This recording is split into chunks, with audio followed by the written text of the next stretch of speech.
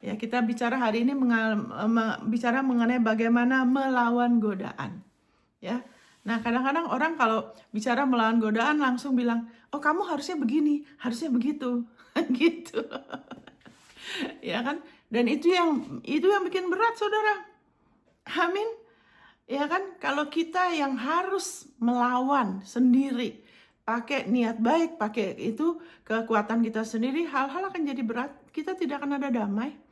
Ya kan? Dan itu bukanlah apa yang Tuhan Yesus sudah bawa. Ingat, yang paling berat di dunia ini ialah apa? Keselamatan. Kalau kita nggak selamat, Saudara, waduh, itu udah masalah yang terbesar. Jadi masalah godaan ini, ya kan, sudah diatasin. Karena masalah terbesar dalam hidup kita, yaitu keselamatan, sudah diatasin oleh Yesus. Apalagi yang lainnya itu sudah termasuk godaan. Saudara, kita tidak akan pernah dicobain, ya kan, digodai dengan hal-hal yang kita nggak suka. Betul, Saudara? Hal-hal yang kita nggak suka, kita nggak akan tergoda. Betul kan? Kita hanya bisa digoda oleh hal-hal yang kita mau, yang kita suka. Betul kan? Kalau kita mau jujur ya.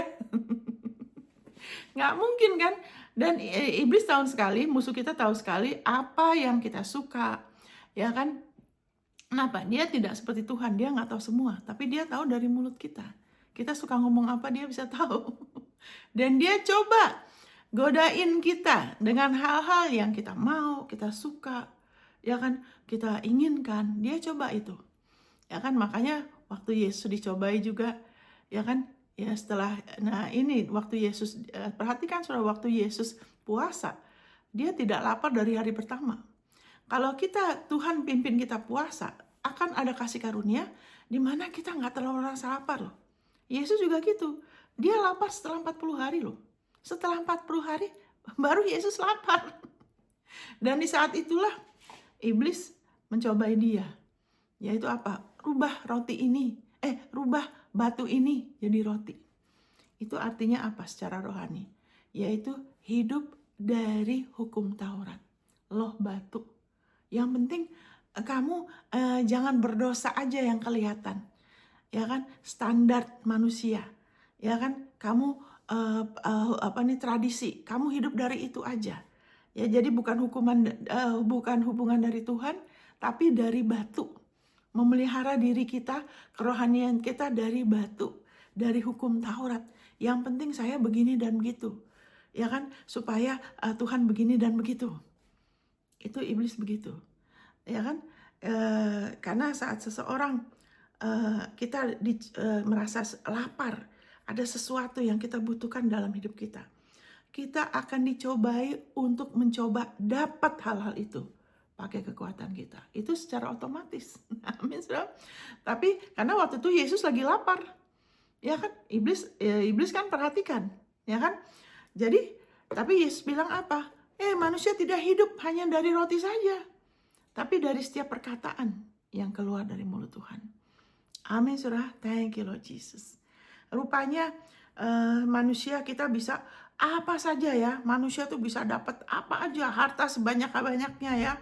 Menikah dengan orang yang mau ya. Ya kan, apa tuh ngapain gitu ya. Tapi somehow itu tetap ada sesuatu yang kosong dalam diri manusia.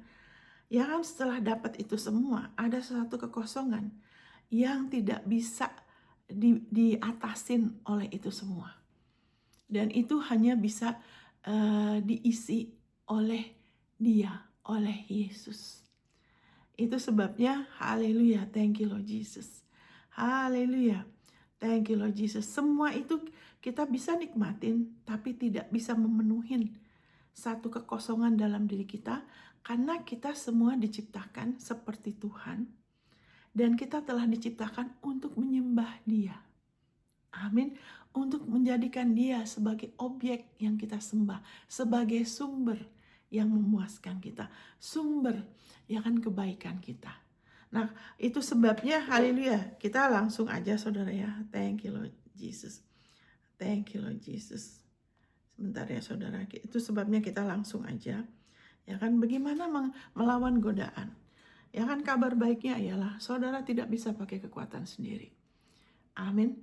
Haleluya. Kalau tidak ada rasa lapar, itu godaan itu tidak akan jadi godaan. Amin. Tidak lagi terlalu memberi efek kalau kita tidak ada satu lapar di jiwa kita. Ya kan? Jadi bukan hanya kita melawan seolah-olah itu belum diatasin. Tapi kita harus approach, kita harus menghampiri dari posisi kemenangan, yaitu posisi sudah selesai. Posisi kemenangan adalah posisi sudah selesai. Kalau kita coba ngatasin lagi seolah-olah ya kan belum selesai, itu jadi berat dan itu tidak akan konsisten. Kadang-kadang oke, kadang-kadang enggak. Kadang-kadang bisa, kadang-kadang balik lagi. Yang harusnya enggak begitu, ya kan? Oke. Kita lihat ke sini. Tadi kan di sini, saudara, kalau saudara lapar, apalagi lapar sekali. Terus saudara lewat satu restoran atau beberapa restoran. Itu kan baunya kadang-kadang keluar kan? Waduh, itu yang namanya laparnya tambah-tambah. Kepingin sekali. Udah gitu ditambah imajinasi. Wah, ini bau apa nih? Bau sate. Kita imajinasi sate atau ayam goreng. Iya kan? Tapi kalau saudara kenyang, dan saudara kenyang betul, kita lewat satu restoran, ada bau, kita bukannya kepingin, tapi rasa enek, rasa nggak pengen, rasa aduh, nggak pengen. Kenapa? Karena kita udah kenyang. Jadi saya berdoa di dalam nama Yesus supaya saudara lebih lagi melihat ini dan biarlah Yesus penebusannya mengenyangkan hati jiwa saudara.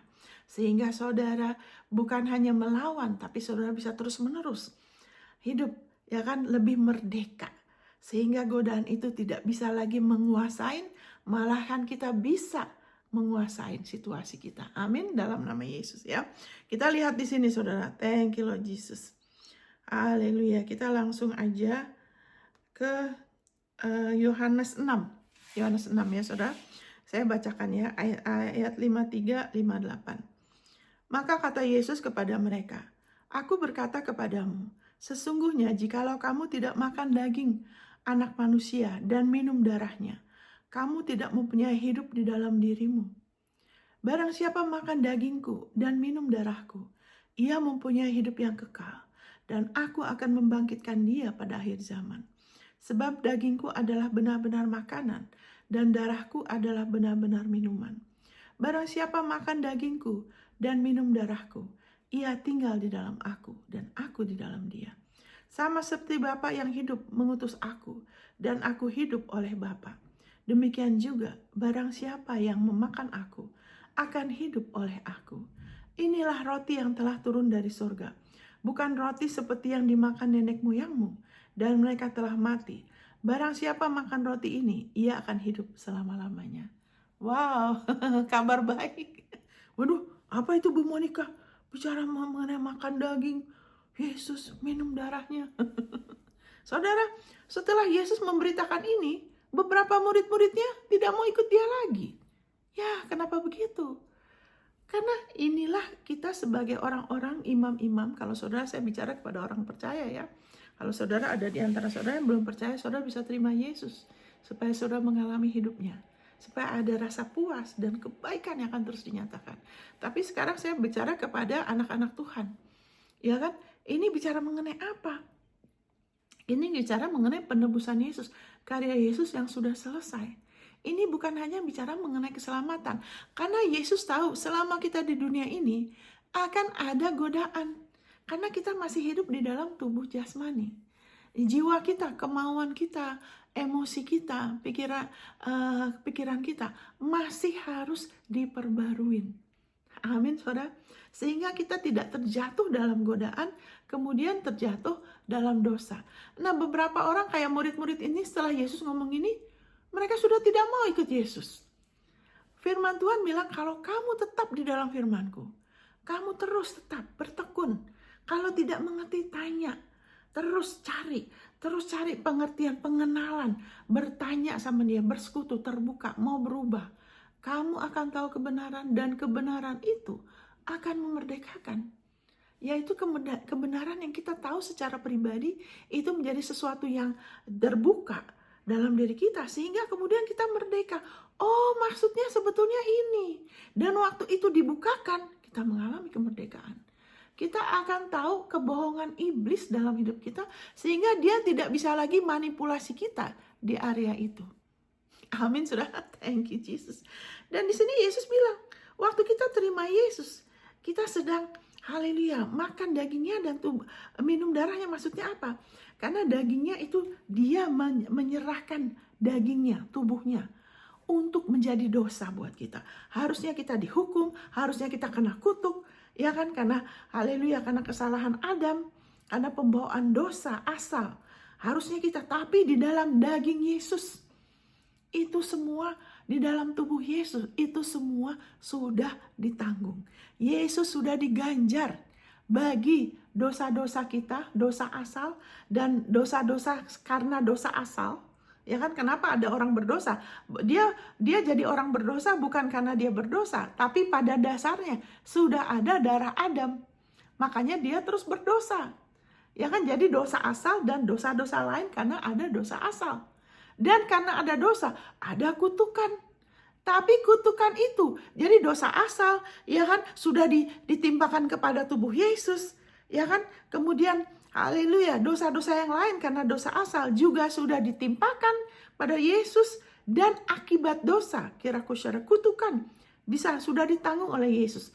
Itu ada di firman-Nya, ya kan, Korakasya di 2 Korintus 5 ayat 21. Yesus yang tidak mengenal dosa, dijadikan dosa. Ya kan, tubuhnya dia dijadikan dosa. Ya kan, sehingga Allah sempat memalingkan mukanya karena pada saat dia disalib, dia jadi dosa. Amin, Saudara. Dan kemudian haleluya. Thank you Lord Jesus. Akibat dosa, kutukan, dia sudah jadi kutuk. Tubuhnya dia. Itu sebabnya haleluya, berganti tempat ya. Ada satu pergantian di alam roh yang seharusnya kita tanggung. Seharusnya selama-lamanya kita pisah dari Allah. Kita terus-menerus dalam api, yang tersiksa. Ya kan, hidup juga kutukan demi kutukan. Selalu dalam ketakutan. Ya kan, bisa mati sewaktu-waktu, kena penyakit ini, kemiskinan, kekurangan, rasa tertekan. Ya kan, gak bisa lepas dari kebiasaan buruk. Itu semua kutukan. Ya kan, tapi puji Tuhan, karena Yesus berganti tempat untuk kita. Itu sebabnya, haleluya. Ya kan, tubuhnya yang tidak ada dosa jadi dosa. Ya kan, hal berubah jadi dosa, jadi kutuk. Tapi sebaliknya, tubuhnya dia yang tidak berdosa, kelayakannya dia, kesempurnaannya dia, diberikan sebagai anugerah untuk kita. Makanya kita nanti akan perjamuan kudus. Kenapa? Karena ada satu pergantian. Dia memberikan tubuhnya untuk kita, yaitu apa? Sejahteranya dia, kesehatan dia. Ya kan? Kesempurnaan tubuhnya yang tidak ada dosa. Yesus tidak pernah sakit. Ya kan? Haleluya, tidak ada dosa di dalam dirinya dia. Haleluya. Thank you, Jesus. Tubuhnya dia harmonis. Dia serahkan itu ke kita. Itu sebabnya waktu kita perjamuan kudus, waktu kita terima firman-Nya, waktu kita mengakuin, ya saya percaya Yesus penyelamat saya percaya dosa saya sudah ditebus, saya percaya ya kan saya sudah diampunin. Itu kita lagi makan tubuhnya, kita lagi minum darahnya. Kenapa? Karena tubuhnya, haleluya, sudah berganti tempat. Jadi dengan kata lain kita terima, ya kan, tubuhnya dia, kita terima anugerah kebenaran itu, darahnya, kita percaya kita diampunin. Karena kalau tidak ada darah yang dicurahkan, tidak ada pengampunan dosa. Makanya dia bilang, kamu minum darahku, kamu makan tubuhku. Waktu kita terima Yesus, kita melakukan itu. Kita kemudian ada hidup di dalam kita. Kita lahir kembali. Kita telah dirubahkan dari maut kepada hidup, kita jadi ciptaan baru. Amin, saudara. Ini yang Yesus katakan.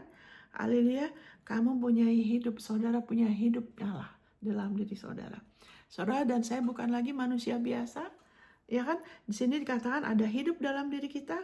Terus juga gitu kita punya hidup kekal. Yaitu apa? Kita lahir dari Allah. Kita punya akses. Kita bisa bergaul karib. Kita bisa bergaul intim dengan Allah. Kita bisa menghampiri tahta kasih karunia. Ya kan, kenapa? Oleh karena darahnya. ada hidup kekal. Hidup kekal itu apa? Yesus bilang, hidup kekal itu bukan hidup selama-lamanya nanti di surga. Tidak loh. Yesus nggak bilang itu hanya sebagian. Hidup kekal itu bukan berarti hidup selama-lamanya. Karena orang yang tidak menerima Yesus, tidak percaya, belum ditebus juga mempunyai hidup, itu akan hidup selamanya. Orang yang menolak percaya kepada Tuhan akan terus ada loh. Ya, tapi mereka akan berada di tempat yang beda. Kita yang percaya berada di surga bersama Dia. Amin. Thank you Lord Jesus. Jadi hidup kekal itu bukan artinya hidup selamanya. Yohanes 17 ayat 3. Mari kita ke situ deh. Ya kan? Ini saya setelah bertahun-tahun jadi anak Tuhan, baru saya dibukakan mengenai ayat ini yang harusnya dikasih ke anak Tuhan waktu kita percaya ya, tapi nggak apa-apa, jadi kebaikan. Dia itu mengatakan, haleluya. Yohanes, sorry, salah. Bukan Yohanes 3, Yohanes 17 ayat 3.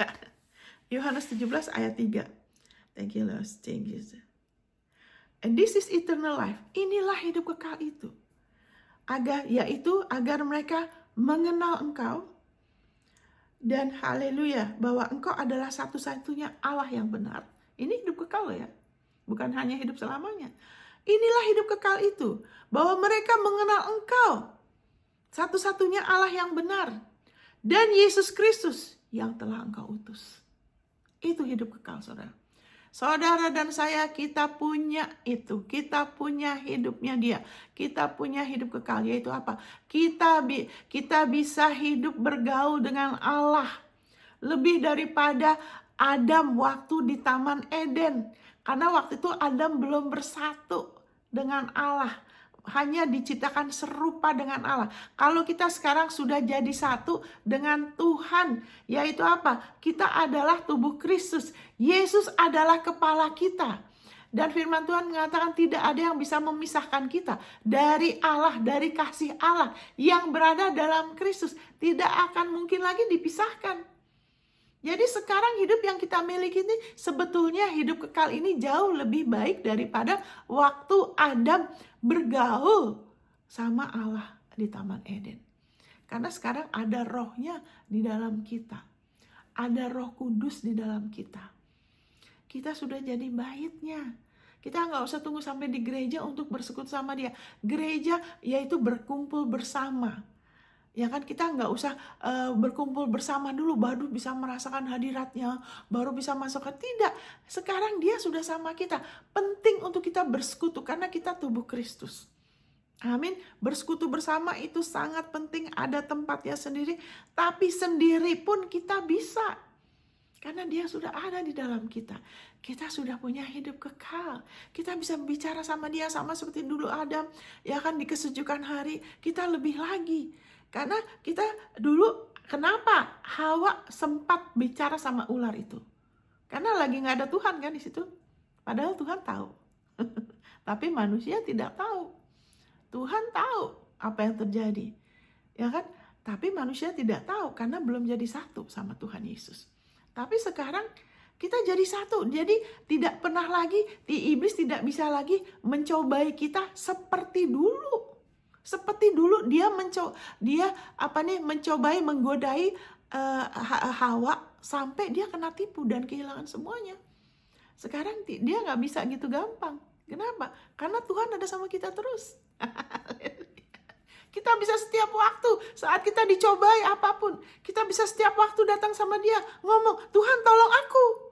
Amin. Yesus, Engkau kekuatanku, Engkau hikmatku, Engkau kebenaranku, Engkau kekudusanku, Engkau penebusanku, aku sudah ditebus, Engkau kekudusanku. Kalau kita mau melakukan apa yang tidak baik, kita ngomong. Sekarang lebih susah, nggak bisa. Karena dulu manusia belum jadi satu. Kita bilang siapa yang percaya kepada Dia menjadi satu. Roh kita udah jadi satu. Yang jadi masalah itu apa? Tubuh kita. Tubuh kita dan jiwa kita. Yang kita harus rela perbaruin aja. Dan ingat, cooknya Tuhan Yesus itu mudah, bebannya ringan. Amin. Kalau kita mau ke Dia, hal-hal gak jadi rumit. Sama seperti saudara terima keselamatan. Apakah berat saudara terima keselamatan? Tidak berat kan? Dan tidak rumit kan? Apakah saudara puasa bertahun-tahun baru akhirnya, oh Tuhan terima kasih, akhirnya aku diselamatkan. Tidak begitu kan? Saudara, tidak ada sedikit pun keringat saudara yang menjadikan saudara ciptaan baru. Amin saudara. Tidak ada sedikit pun jasa saudara yang menjadikan saudara orang benar di hadapan Allah. Kenapa? Semua itu karena tubuh dan darah Yesus. Amin saudara. Haleluya. Thank you. Sama aja dalam kita menghadapi godaan. Siapa yang kita perlu ingat? Yesus. Jangan berpaling sama diri kita sampai lupa kita siapa. Sampai lupa kita sudah dalam Kristus. Bahwa kita ciptaan baru. Bahwa Yesus adalah hikmat kita. Yesus adalah anugerah kebenaran kita. Yesus adalah kekudusan kita. Yesus adalah penebusan kita. Kita ingat. Sehingga godaan itu bukan hanya kadang oke, kadang enggak. Tapi kita bisa terus. Amin saudara. Kita bisa terus hidup dalam damai. Jadi kita balik lagi. Hidup kekal itu bukan hanya hidup selamanya. Hidup kekal adalah mengenal Dia. Allah yang benar dan kita sudah kenal Dia. Waktu kita terima Yesus, kita lahir baru, firman Tuhan mengatakan Allah mengenal kita. Allah mengenal kita. Makanya ada ayat yang bilang nanti di akhir zaman ada orang yang berseru Tuhan, Tuhan. Terus Tuhan bilang, nyalah kamu, aku tidak pernah kenal engkau. Itu bukan untuk orang Kristen. Itu bukan untuk orang yang lahir baru. Karena dia tidak pernah kenal, berarti tidak pernah lahir baru. Beberapa orang rajin ke gereja, tapi tidak pernah lahir baru. Ada yang begitu saudara. Masuk dalam ritualisme, ya hatinya jauh, cuman ikut secara fisik karena rasa bersalah mungkin. Ikut-ikutan aja, tapi tidak pernah lahir baru. Dulu saya begitu saudara. Dulu saya gitu, suruh ngaku. Ya kan, tiap Natal hadir. Ngomong A, B. Tapi saya nggak berubah. Kenapa? Karena tidak pernah terima Dia. Tidak pernah makan dagingnya dan minum darahnya. Kalau dengar ini kan, waduh. Ya kan? Tapi setelah saya mengakui Dia sebagai juru selamat saya, sebagai Tuhan dan juru selamat saya, hidup saya berubah. Jadi kalau ada di antara orang yang menyebut dirinya anak Tuhan, tapi saudara tahu tidak pernah ada buahnya, saudara doakan ya. Pastikan orang itu lahir baru. Karena kalau kita lahir baru, Alkitab bilang di Galatia 4, Dia mengenal kita. Dia tahu nama kita, Dia tahu semuanya lebih daripada diri kita. Saudara tahu gak berapa banyak rambut di kepala saudara? Dia tahu loh. Saudara, saya gak tahu, saudara juga gak tahu. Gak ada masalah. Oke, jadi kita tahu kita punya hidup pengenalan akan Dia. Kita sudah kenal Dia, kita bisa lebih kenal Dia. Ya kan? Thank you Lord Jesus. Haleluya. Terus Yesus bilang, barang siapa makan dagingku dan minum darahku, ia punya hidup kekal, pengenalan itu, ya kan? Dan aku akan membangkitkan dia pada akhir zaman. Saudara ada kepastian, saudara akan bangkit waktu Yesus datang, ya kan? Saudara kalau Yesus datang besok, saudara langsung dapat tubuh yang baru, yang nggak sama seperti tubuh ini ya. Tapi kalau enggak, saudara tidur, saya tidur, Yesus masih belum datang. Nanti di akhir zaman setelah semuanya selesai, kita akan dibangkitkan kembali dengan tubuh yang baru. Ya kan? Tubuh yang gak bisa lagi berdosa. Ya kan? Tubuh yang benar-benar seperti Yesus setelah bangkit. Ya kan? Orang-orang kadang tanya, Yesus kalau kita nanti udah dibangkitkan bagaimana ya? Ya lihat Yesus setelah bangkit. Ya kan? Yesus masih masak ikan, dia masih bakar ikan.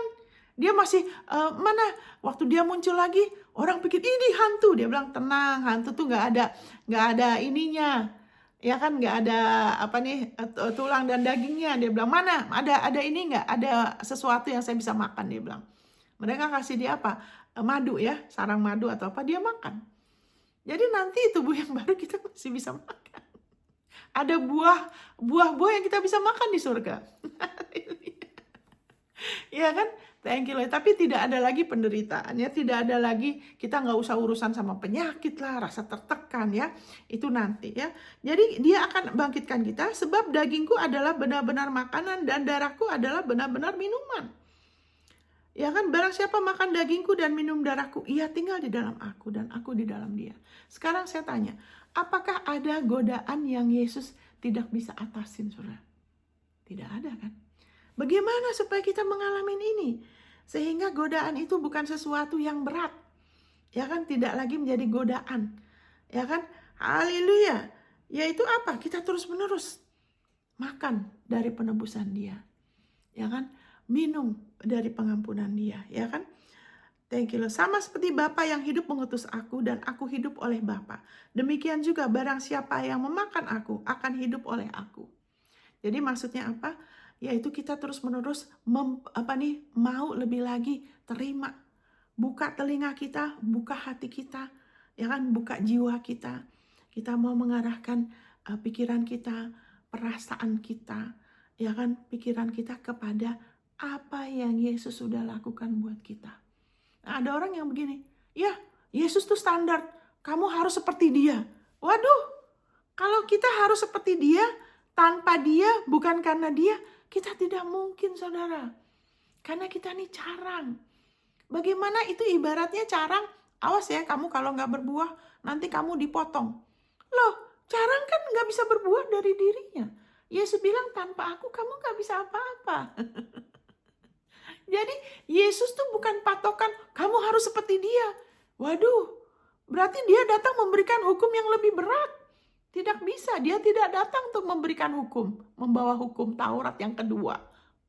Dia datang untuk menggenapin hukum Taurat. Dia datang untuk apa? Memberikan hidup loh. Amin, bukan peraturan. Kita tidak hidup oleh peraturan. Kita hidup oleh iman. Dan kalau kita terus beriman sama Yesus dan penebusannya, kita akan jadi punya gaya hidup taat, saudara. Itu namanya ketaatan iman. Kenapa saudara bisa taat? Mau percaya Yesus. Ya kan? Kenapa saudara bisa taat? Apakah karena saudara orangnya baik, saudara sempurna? Tidak, saya juga tidak. Saudara tidak. Karena saudara percaya kepada Yesus. Itu menghasilkan ketaatan iman. Jadi waktu saudara dengar Yesus, terus mereka bilang, oh saya doakan ya, nanti kamu ngakuin ya. Kamu bilang amin, kita taat loh. Betul kan? Kita bilang, oh ya saya percaya, saya mengakuin. Terima kasih, saya diselamatkan. Kita mengakuin dan kita diselamatkan. Itu kan ketaatan. Kenapa kok bisa taat? Karena kita percaya kepada Yesus. Jadi jangan langsung apa-apa mau atasin sendiri. Langsung begini dan begitu. Itu bukan kuknya Tuhan Yesus. Itu bukan iman atas kasih karunia-Nya. Kuknya Tuhan Yesus ialah beriman atas kasih karunia-Nya. Kalau tidak akan jadi berat. Akan jadi perbuatan daging. Pakai kekuatan sendiri. Terus kalau tidak minder, sombong.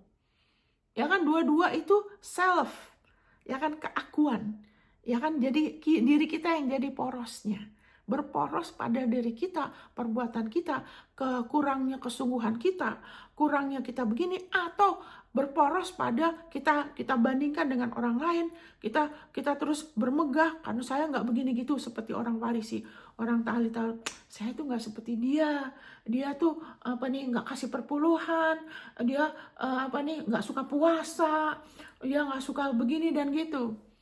Nah itu kenapa? Berporos pada perbuatan sendiri. Kalau nggak minder, ya kan jadi sombong. Tapi kalau kita mau lebih lagi perbarui kita tidak mulai dari diri kita. Hubungan kita dengan Allah tidak dimulai dari diri kita loh. Itu dimulai dengan kita percaya kepada Yesus. Sama dalam menghadapi godaan, sama aja prinsipnya. Kita harus mengalihkan semuanya kepada Yesus. Makan terus, tunggu dulu. Saya ada godaan ini. Mampir mau melangkah, melakukan yang salah. Kita harus ingat, tunggu dulu Tuhan Yesus. Waktu itu berapa tahun yang lalu saudara. Nah ini saya bukan standar ya. Tuhan akan urusan sama saudara di level saudara. Jadi tenang aja. Ya kan? Ya maksud kadang-kadang orang terus pikir, oh Ibu Monica tuh sombong ini. Saya tidak sombong. Kalau saya kasih kesaksian, itu saya memonggahkan dia. Tuhan bisa, intinya ya Tuhan bisa bantu di level kita mana aja. Tuhan tahu sampai di mana kita bisa mengatasin loh.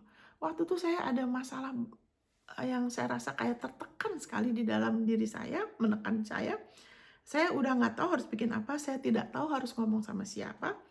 Ya kan, karena sebagai istri seorang hamba, suami saya pendeta, saya nggak bisa ngomong sembarangan sama orang, itu juga nggak ngerti, nggak bisa bantu. Jadi saya bilang ini, Tuhan, kalau Engkau tidak bantu saya bisa saya bisa salah loh, saya bilang. Saya bilang gitu. Karena ada godaan untuk melakukan hal-hal, mengambil keputusan yang tidak baik. Saya benar dicobai untuk, waduh, ya kan, udah sampai merasa seperti udah sampai batas. Saya bilang, Tuhan, kalau Engkau tidak bantu saya bisa salah loh. Saya jujur. Saudara tahu nggak apa yang Tuhan lakukan? Waktu itu saya tidur di kamar, udah dimatikan lampu, saya lagi tidur di lantai ya, gelap sekali ya. Waktu itu kasurnya ada di lantai. Kemudian saya malah gelap, tapi kemudian saya buka mata, saya tiba-tiba terbangun. Saya buka mata, kan gelap. Terus saya tutup mata. Waktu saya tutup mata, saudara, ruangan itu jadi terang sekali, saudara. Terang sekali. Aneh kan? Saya tahu kan lampunya nggak dinyalain. Saya tetap mau tutup mata. Saudara kalau nyala kalau saudara lagi tutup mata, ya kan, kamar saudara sudah gelap, terus ada orang masuk, nyalakan lampu, saudara kan bisa tahu kan, oh ini ada terang. Saya waktu itu gitu. Tiba-tiba saya tutup mata, tapi saya bisa tahu jadi terang sekali, saudara. Tapi saya nggak berani buka mata. Saya takut nanti ngelihat apa. Saya tetap tutup mata. Tapi saya bisa melihat di alam roh. Waktu itu Tuhan nyatakan di alam roh, ada satu malaikat. Saya waktu itu tidur di bawah ya, di lantai. Malaikat itu berdiri. Dan itu malaikat itu, saya berapa kali pernah mengalami perjumpaan dengan malaikat. Itu nggak usah terlalu dicari-cari. Kalau Tuhan mau nyatakan boleh, kalau tidak nggak perlu ya. Kita nggak usah berkanjang terlalu. Tuhan yang akan tentukan. Jadi waktu itu saya lihat malaikat itu dia bukan malaikat biasa. Karena dulu saya pernah malaikat biasa tuh seperti dia seperti plastik, seperti nembus pandang. Ini saya bisa lihat dia tuh pakai bajunya keren sekali, dan dia seperti ada pangkatnya gitu loh. Seperti ada pangkat-pangkatnya, saudara. Dan dia bawa pedang. Dia pedang besar. Terus dia mengunus pedang, dia bilang ini, your future is bright. Masa depanmu adalah cerah.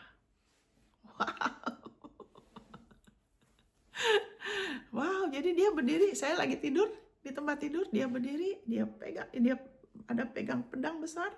Ya, dengan pangkatnya dia, saya lihat itu biru. Dia bilang cuma gini, masa depanmu adalah cerah. Dan setelah dia bicara gitu, saudara, itu segala unek-unek tuh, rasa tertekan tuh karena kegelapan. Musuh kita tuh roh-roh jahat ya, yang lagi neken, itu semua pergi, saudara. Itu sudah nggak ada lagi. Saya nggak ingat masalahnya apa, tapi selesai. Wow, Tuhan kita tuh dahsyat. Bapak kita tuh bener-bener, ya kan, apapun yang kita hadapi, saudara, dia mengasihi kita loh. Dia peduli sama kita.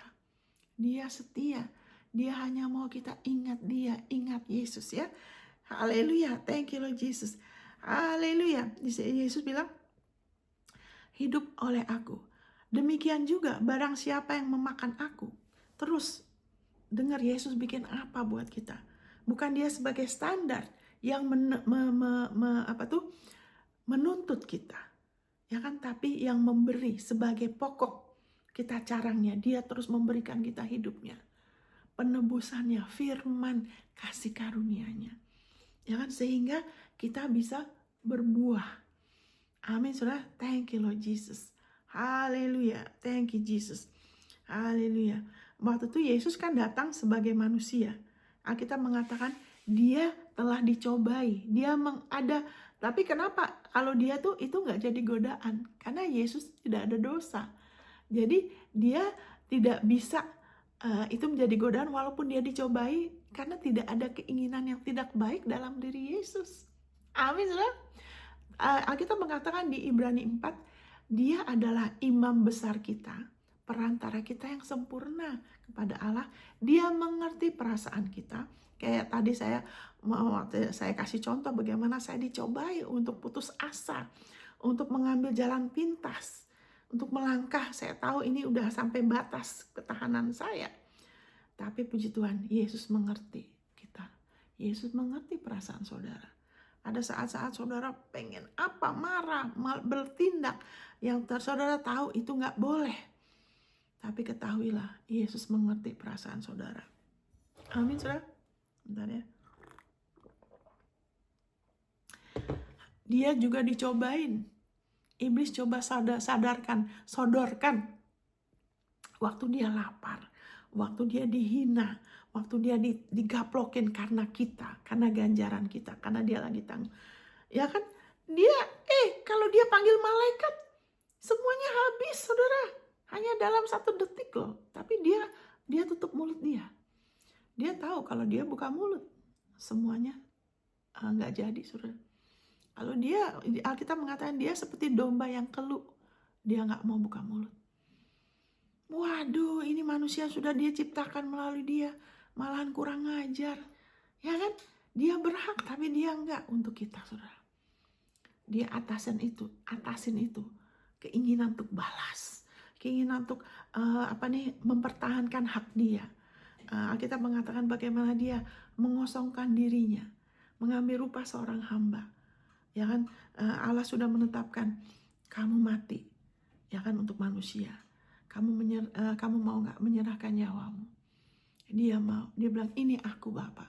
Aku mau melakukan kehendak-Mu. Wow. Dan dia melakukan itu supaya saudara dan saya, kita bisa mengatasi godaan dalam hidup kita. Kita bisa melawan godaan. Karena dia sudah lebih dulu mengatasi. Dia tahu perasaan kita, tapi dia tidak pernah berdosa. Dia pernah dicobai, hanya dia tidak pernah ada dosa. Dan dia melewati itu semua. Bukan untuk dirinya dia. Karena dari sebelumnya dia oke kok. Dari sebelumnya dia udah sempurna. Ya dia gak usah begini dan begitu. Dia dulu, Yesus itu sebelum dia jadi manusia, dia itu adalah firman Allah. Amin, dia dihidupkan. Makanya kenapa orang bilang, masa Allah punya anak? Iya, Allah anaknya cuma 1. Kenapa cuma 1? Karena Allah itu tidak pelintat-pelintut.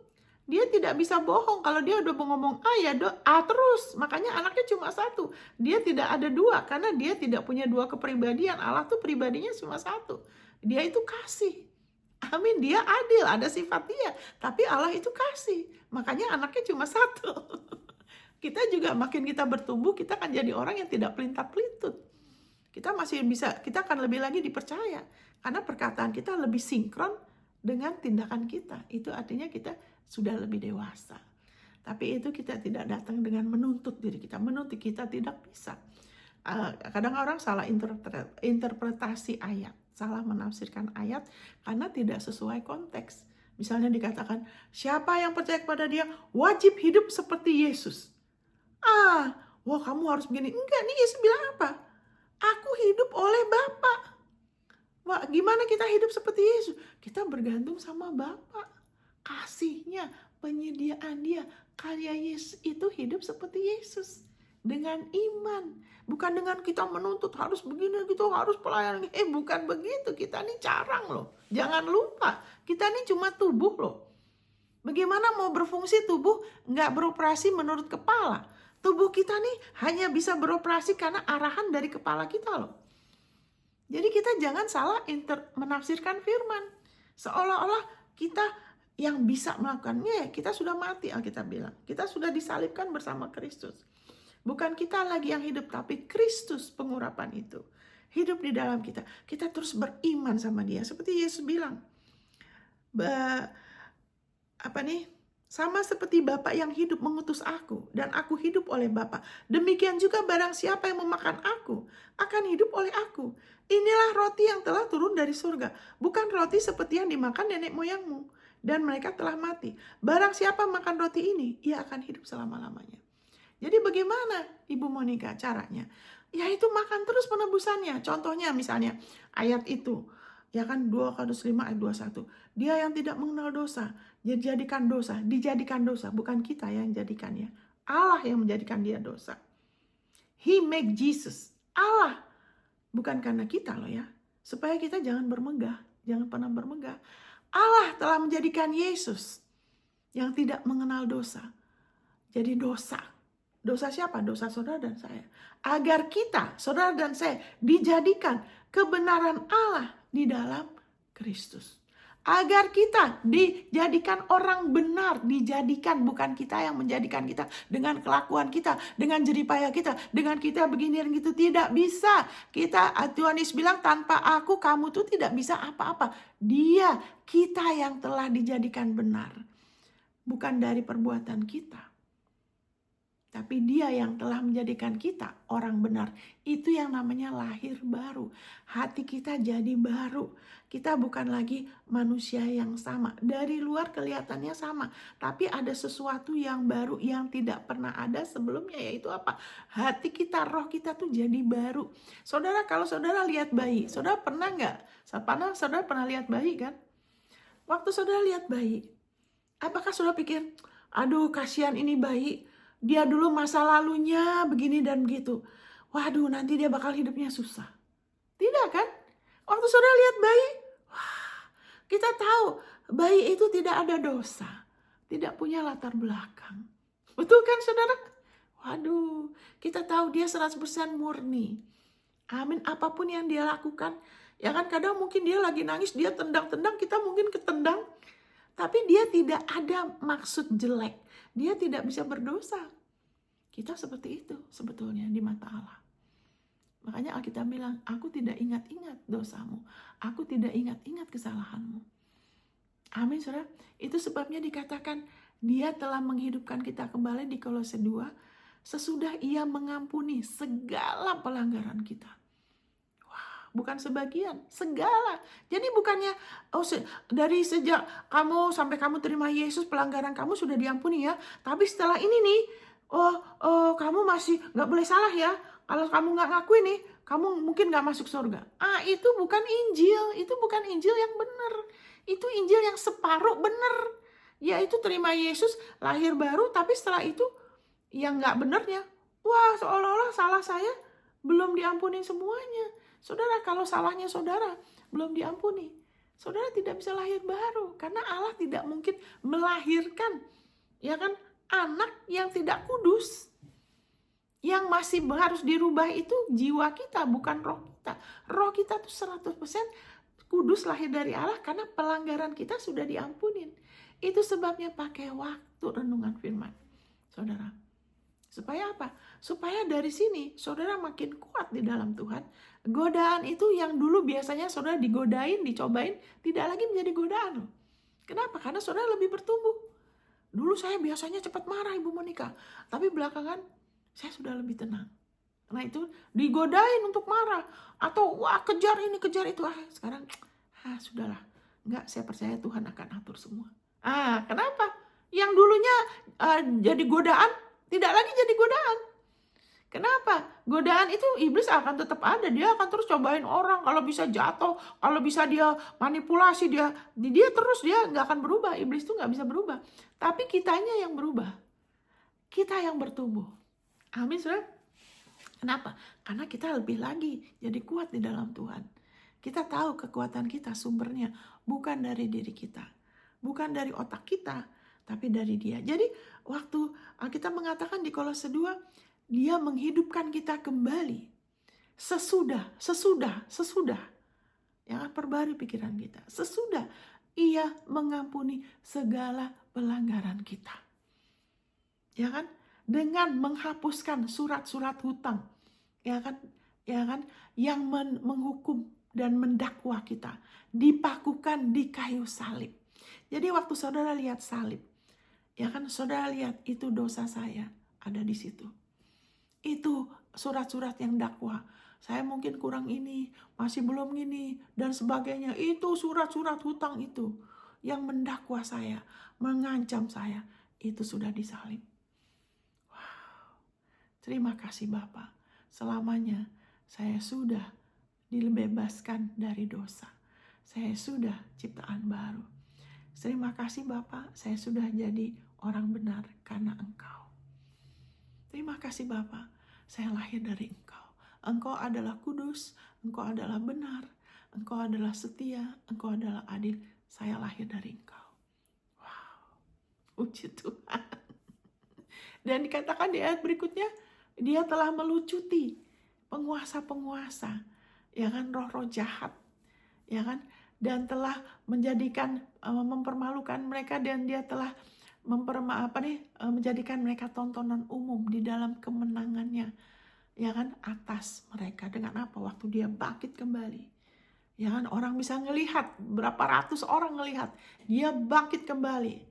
Dia Yesus 40 hari. Kenapa Yesus 40 hari? Karena dia restorasi. Waktu dia 40 hari di padang gurun berhadapan dengan iblis, Allah kasih dia restorasi. 40 hari masih bisa di bumi.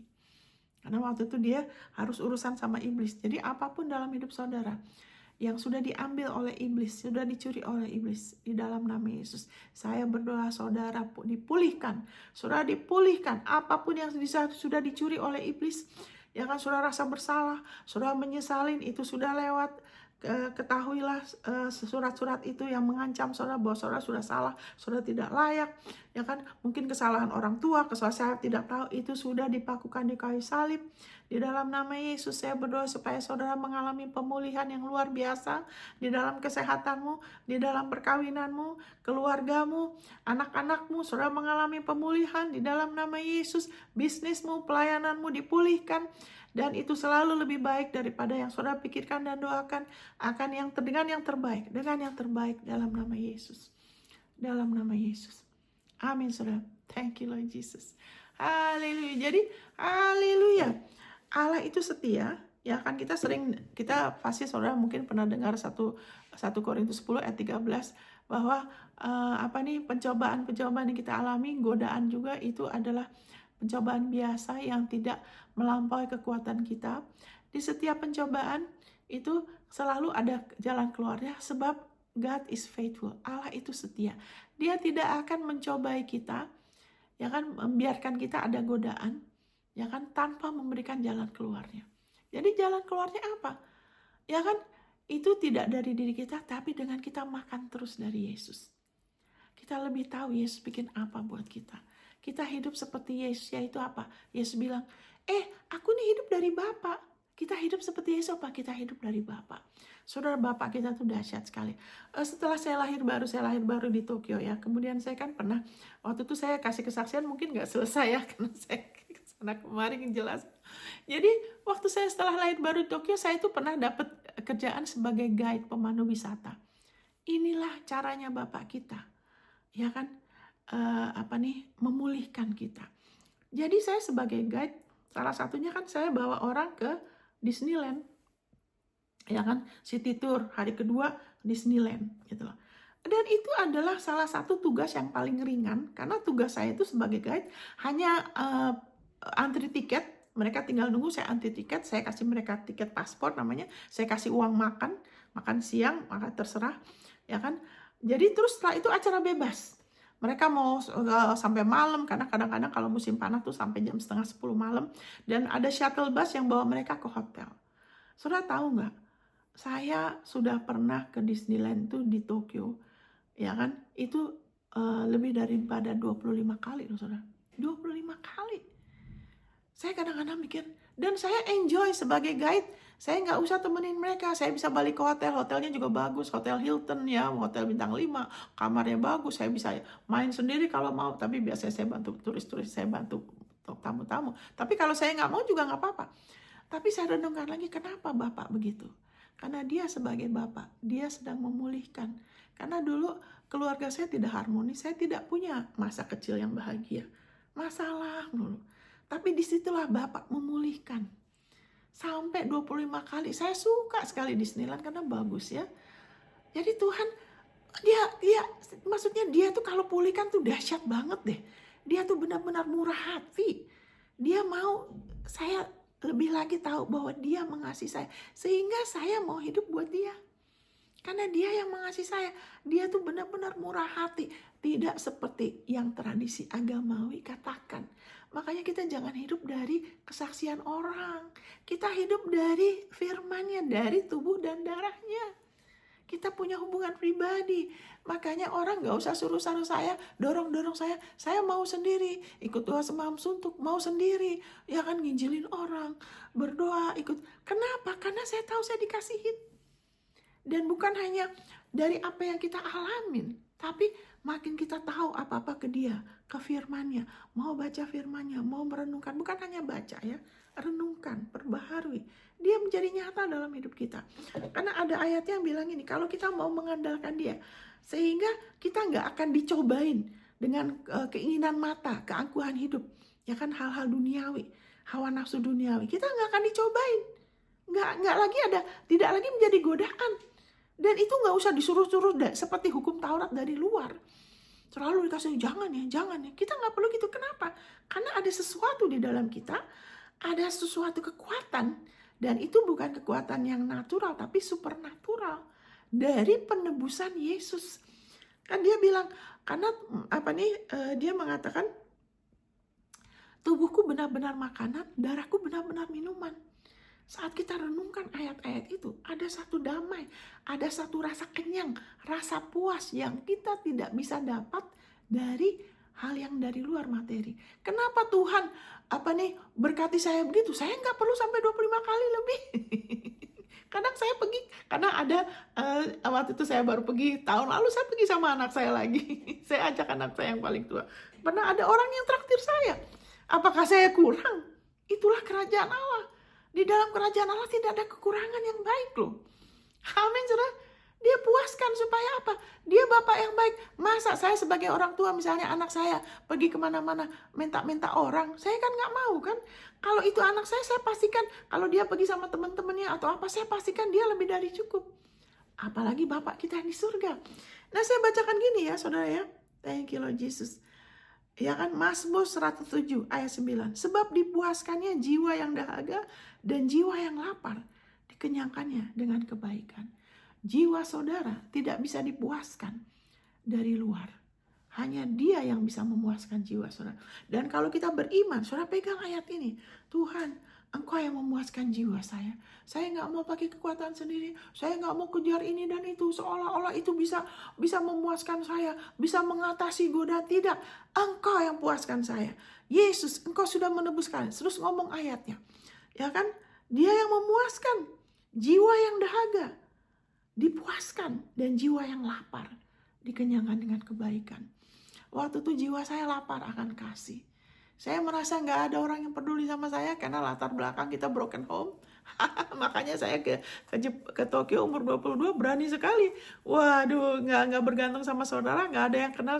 Kenapa? Karena saya bosan hadapin masalah. Tapi ketemu Yesus. Amin, saudara. Thank you Lord. Dia puas, dia kenyangkan dengan kebaikan. Waktu itu pernah saya percaya Tuhan, belum benar-benar lahir baru. Tapi waktu itu saya ada paman, aduh saya sedih, dia meninggal. Saya berharap dia jadi bapak saya. Tapi Allah, waktu kita percaya sama Dia, saya tuh diberkatin, saya bisa liburan di Eropa 2,5 bulan. 2,5 bulan kan lama. Sampai saya bosan sendiri. Bosan ini di Eropa 2,5 bulan. Dan itu karena saya dapat warisan dari paman saya. Ya kan harusnya saya bisa ke Inggris. Enggak, sudah cukup kenyang. Kenapa? Dia dengan kebaikan. Dia sedang hiburkan saya. Kenapa? Karena saya kehilangan paman saya. Saya berharap dia jadi bapak saya. Ayah saya meninggal waktu saya umur 9.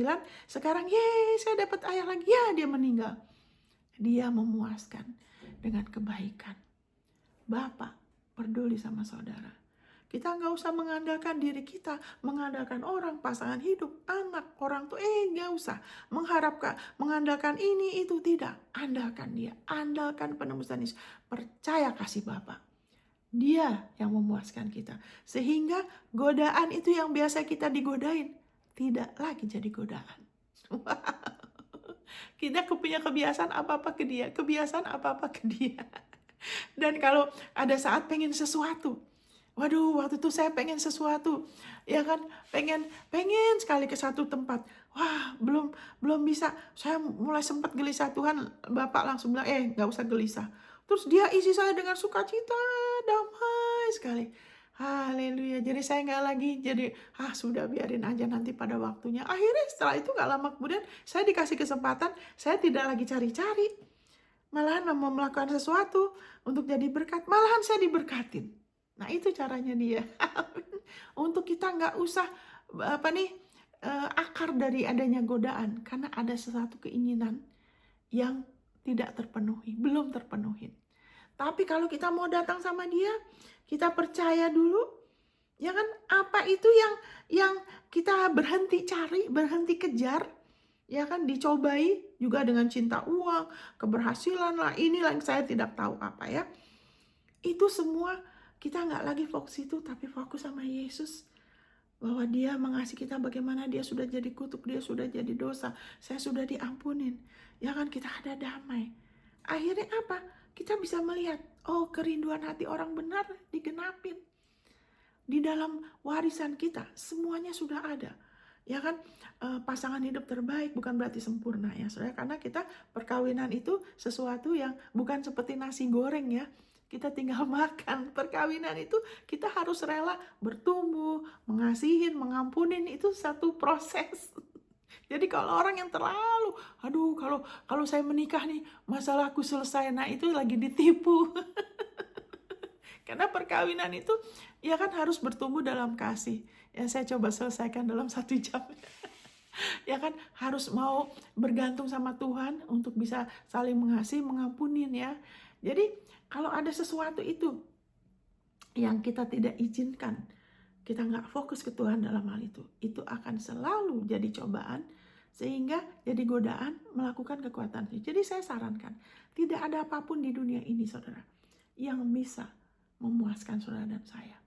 Jadi biarlah firman-Nya Yesus datang ke dia. Dan saudara pegang ayat itu yang tadi, Mazmur 107 ayat 9. Dan itu bukan hanya janjinya, saudara lebih mengerti Yesus bikin apa, sehingga haleluya, saudara ada damai.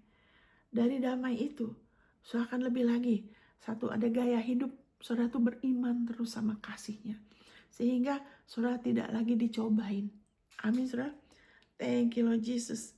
Jadi begini saudara, mata kita ini hanya bisa fokus kepada satu hal. Ya kan, kita diciptakan, mata kita termasuk mata rohani kita ya. Mata kita tidak diciptakan untuk fokus sama 2 hal. Itu namanya juling. Mata kita cuma fokus sama satu. Makanya dikatakan fokus sama Yesus ya, di Ibrani 12. Looking unto Jesus. Lihatlah kepada Yesus. Ya kan, lihat dengan beriman, dengan mau terima. Lihat bukan hanya lihat ya kan seperti gitu ya, seperti tidak ada pengharapan, tapi lihat dengan berharap, dengan percaya, dengan bergantung. Itu kan beda. Ya kan, kalau kita lihat benar-benar dengan satu pengharap tuh beda dengan lihat seperti biasa. Jadi Allah mau mata kita ke Yesus, untuk kita terima, untuk kita makan dari dia, untuk kita membiarkan dia menenangkan kita sebagai gembala kita, sebagai penebus kita, sebagai yang paling masih, untuk membiarkan firman-Nya nomor 1. Oh Tuhan, terima kasih, saya sudah diberkati dengan segala berkat, saya adalah orang benar, tidak ada penghukuman untuk saya berada dalam Kristus, saya memiliki damai sejahtera. Waktu kita sedang melakukan itu, kita sedang melihat sama Yesus. Jadi melihat sama Yesus itu apa? Melihat firman-Nya dan merenungkan dan memperkatakan. Kita sedang melihat, membiarkan firman-Nya menenangkan kita. Wow, dari situ janjinya, setelah kita ditenangkan oleh darah-Nya, di dalam darah ada kehidupan, hidupnya menghidupkan kita. Dari situ kita melepaskan janjinya, ya kan? Setelah kita memakai iman kita, berfokus sama dia sebagai kebenaran kita, posisi benar kita, kelayakan kita. Baru setelah itu, terima kasih Bapak, saya nggak usah khawatir. Saudara perlu apa? Saudara ngakuin janjinya. Dia engkau memberkati aku dengan segala berkat di alam roh.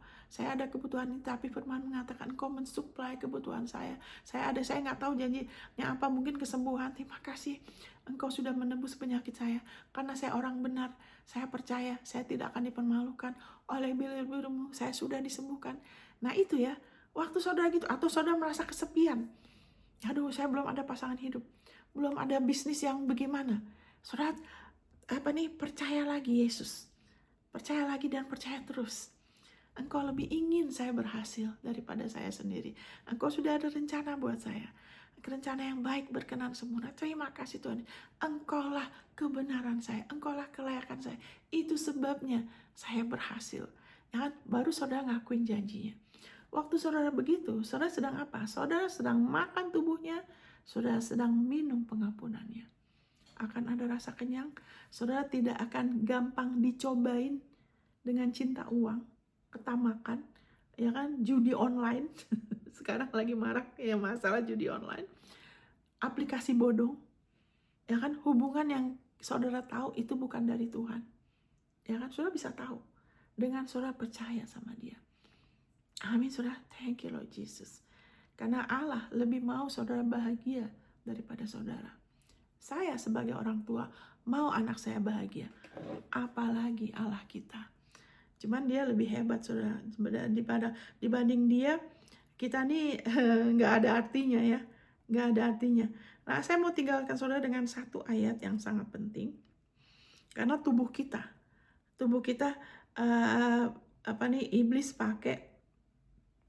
iblis pakai kelemahan kita lewat pergaulan, lewat media, lewat apa yang kita lihat, kita raba, kita dengar, perasaan kita, untuk kita digodain. Ini yang ya sebelum saya tutup ya, ke Yakobus 3 dikatakan di sini kan, jangan, ini bahasa Indonesia ya, saya bacakan ya bahasa Indonesianya. Saudara-saudaraku, janganlah banyak orang di antara kamu mau menjadi guru, sebab kita tahu bahwa sebagai guru kita akan dihakimi menurut ukuran yang lebih berat. Bukan Tuhan yang hakimi, yang hakimi itu hati nurani kita. Makin kita tahu firman, hati nurani kita akan menuntut kita, ya kan, untuk hidup seperti yang kita udah tahu, ya kan. Itu sebabnya kita, kalau saya sekarang ini saya nggak suka mengguruin, tapi saya kasih hal-hal yang bekerja dalam hidup saya, yang saya alamin untuk menolong saudara. Amin. Thank you Lord Jesus.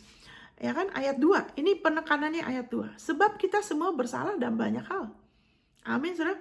Barang siapa tidak bersalah dalam perkataannya. Bagaimana melawan godaan supaya tidak lagi menjadi godaan dan kita itu bisa diatasin. Godaan demi godaan. Bukan hanya mengatasin, tapi tidak lagi menjadi godaan karena kita lebih bertumbuh. Ini salah satunya.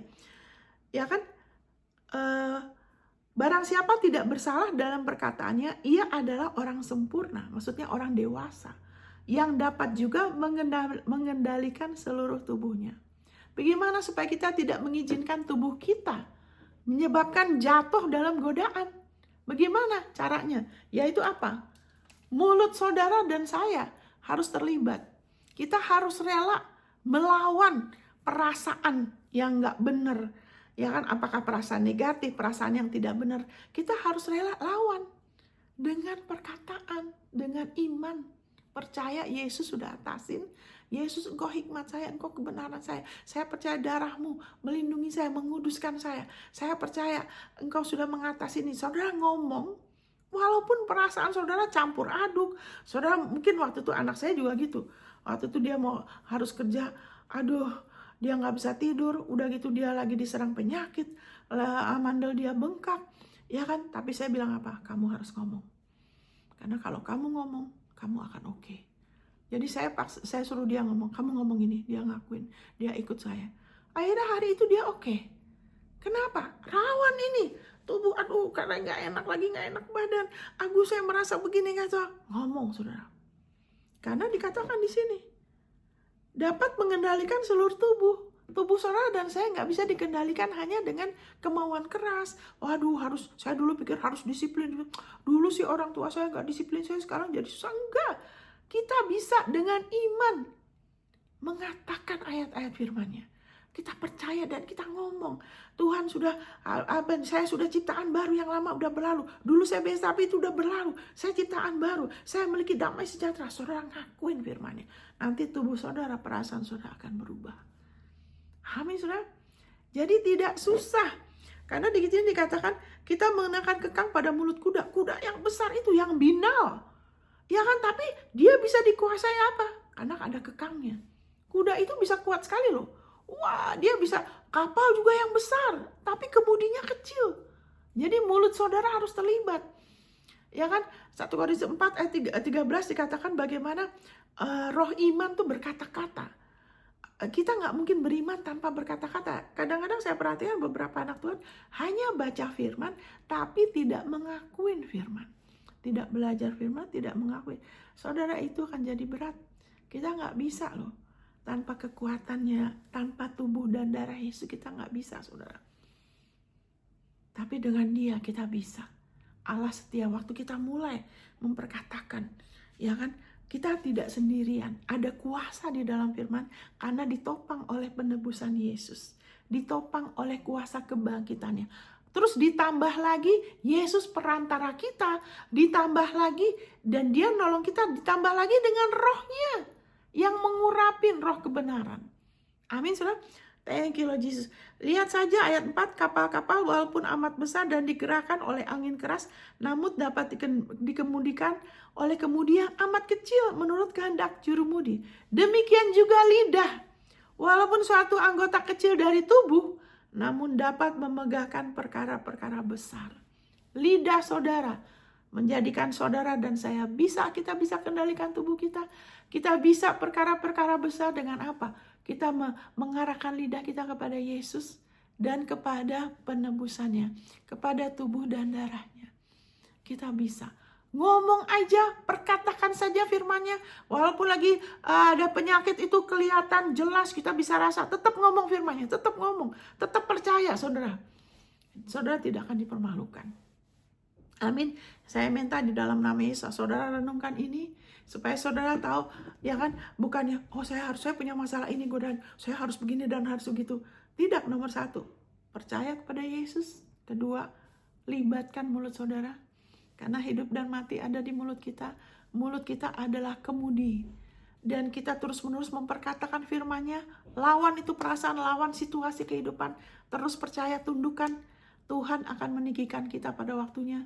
Dia memberi kasih karunia kepada yang rendah hati. Amin, saudara. Nah, kita memilih menyerahkan lidah kita kepada kebenaran. Tubuh kita akan diarahkan, jiwa kita juga. Amin, saudara. Kita memperbarui pikiran kita dengan memperkatakan firman-Nya. Jati diri saudara. Ya, surat-surat Rasul ya, Roma 4, Filipi, Efesus. Saudara lihat yang mengatakan mengenai siapa kita di dalam Kristus. Saudara akan lebih lagi yang akan bertumbuh sehingga yang dulu biasanya jadi godaan tidak lagi jadi godaan. Amin, saudara. Haleluya. Jadi gak perlu dilawan seperti orang dunia yang belum ditebus. Kita sudah ditebus. Amin, saudara. Dan keadaan akan jadi lebih baik, lebih mudah. Saudara akan lebih kuat. Saudara akan lebih lagi berbuah bagi kebenarannya. Oke. Haleluya. Thank you Lord. Kita akan perjamuan kudus, saudara. Saya pegang roti ini. Haleluya. Kita mau ingat Yesus. Haleluya. Kita mau ingat Dia. Karena kita percaya Dia sudah menyerahkan tubuhnya sebagai penebusan untuk dosa-dosa kita. Ganjaran untuk shalom-shalomnya kita sudah ditimpakan kepada Yesus. Haleluya. Yesus telah haleluya menjadi dosa untuk kita. Kita sudah jadikan kebenaran Allah di dalam Kristus. Kebenarannya Allah sudah dipakaikan. Kita sudah dipakaikan kepada Kristus. Di mata Allah kita adalah orang benar. Kita dilayakkan karena Yesus. Allah mendengar seruan kita. Allah mengasihi kita. Dia memuaskan jiwa kita. Dialah sumber hidup kita.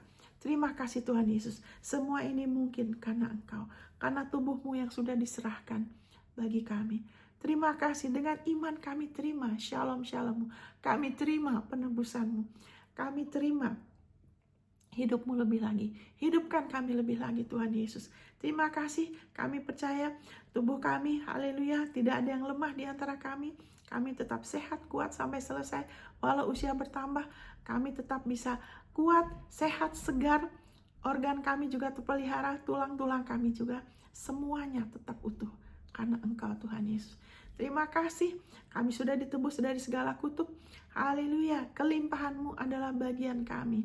Terima kasih Engkau sudah menjadi miskin agar kami dijadikan kaya oleh karena kemiskinan-Mu.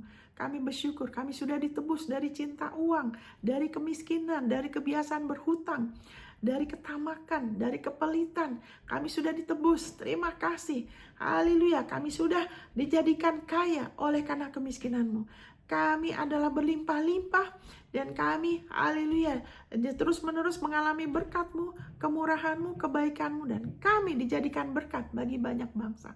Bagi kemuliaan-Mu Tuhan Yesus. Dalam nama Yesus, mari kita terima saudara.